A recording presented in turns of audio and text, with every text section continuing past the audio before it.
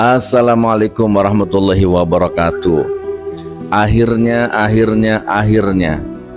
Roy Suryo, Mas Roy Suryo, Ibu Dr. Tifa, Bang Rismon, ya, dan lain-lain akhirnya ditetapkan juga menjadi tersangka. Oke, saya nggak panjang lebar. Intinya begini. Jadi ternyata walaupun ganti presiden, walaupun sudah ganti rezim, ternyata sama saja, ya. Hukum benar-benar belum ditegakkan. Hukum benar-benar masih menjadi alat kekuasaan. Sudah ganti presiden, sudah ganti rezim. Mengerikan benar-benar nasib bangsaku ini. Pertama, tadi saya sempat baca berita, ya, bahwa Polda Metro, ya, menyatakan bahwa ijazahnya Jokowi itu asli dan sah. Oke. Padahal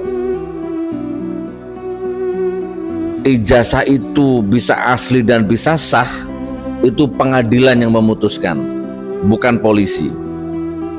Jadi pengadilan memutuskan bahwa ijazahnya Jokowi terbukti sah dan asli, tok. Nah, itu berkekuatan hukum. Itu poin pertama. Poin kedua, ijazah ini, isu ijazah palsu ini sudah banyak makan korban. Banyak makan korban, baik kriminalisasinya, ya, baik, ya, contohnya saya lah, ya, nggak usah jauh-jauh, nggak usah cerita orang lain. Saya di penjara 4 tahun, dituntut 10 tahun sama jaksanya, divonis 6 tahun, di tingkat banding berkurang 2 tahun, tinggal 4 tahun, hanya berdasarkan ijazah fotokopi. Hanya berdasarkan ijazah fotokopi. Itu kok ada kabel di depan kamera, nak? Ini dilihat dari sini. Coba. Pasalnya berlapis. Undang-undang ITE, menodai agama, menebarkan kebencian, menebarkan berita bohong, dan banyak lagi.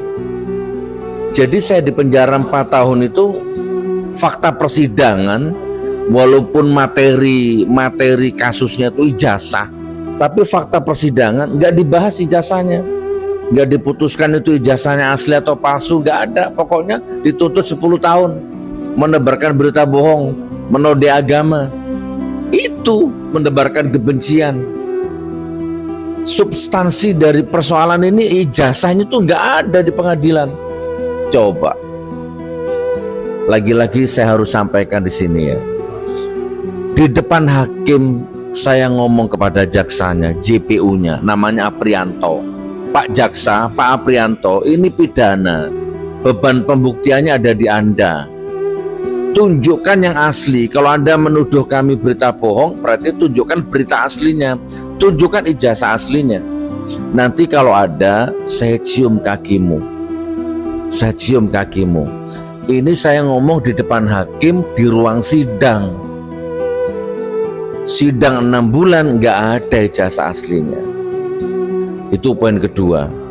Tapi saya tetap menjalani hukuman kurang lebih 4 tahun, 3 tahun sekian. Ngeri nggak ini? Negeri ini ngeri nggak kalau begini?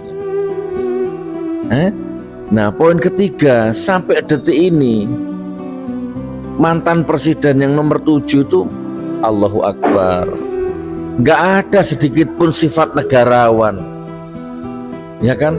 Yang ngomong ijazah palsu ini bukan hanya Roy Suryo, Dr. Tifa, Rismon, bukan hanya itu aja.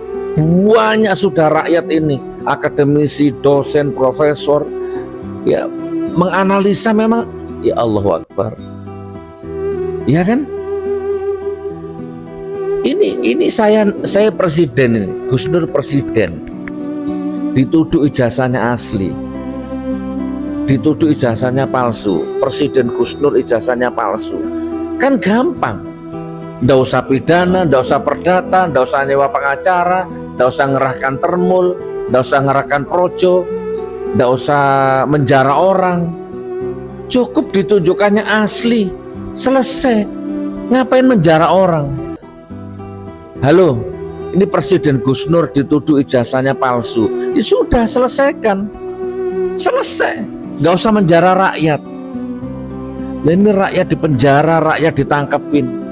Oke teman-teman, sharing ke saja ya. Jadi ini ternyata sudah ganti presiden, ganti rezim, tapi ternyata nggak ada.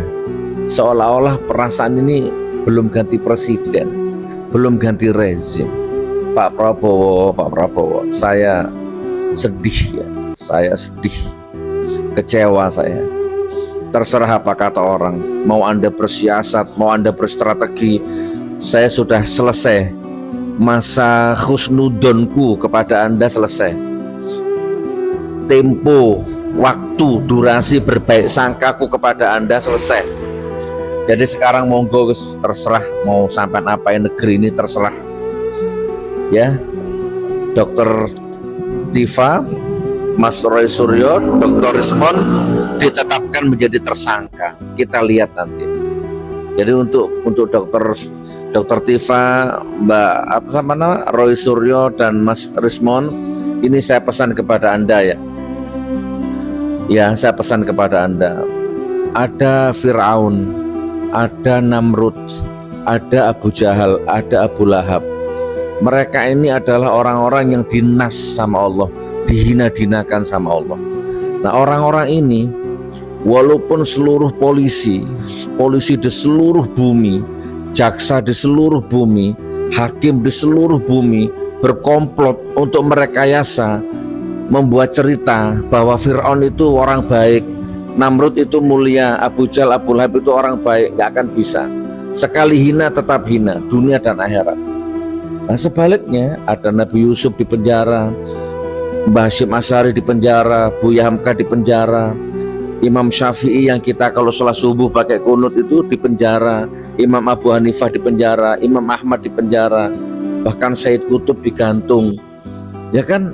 Nah banyak sekali tokoh-tokoh yang namanya harum dari langit, dari bumi sampai langit itu namanya harum, namanya baik walaupun masuk penjara.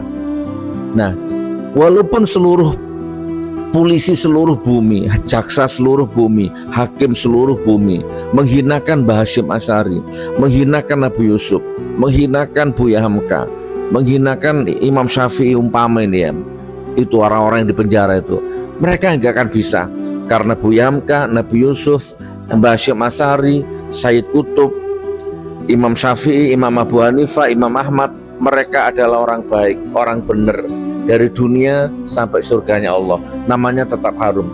Jadi Dr. Tifa, Mas Roy dan Dr. Rismon, kalau Anda benar di hadapan Allah, tenang saja, Anda akan tetap dicatat dengan sejarah yang baik.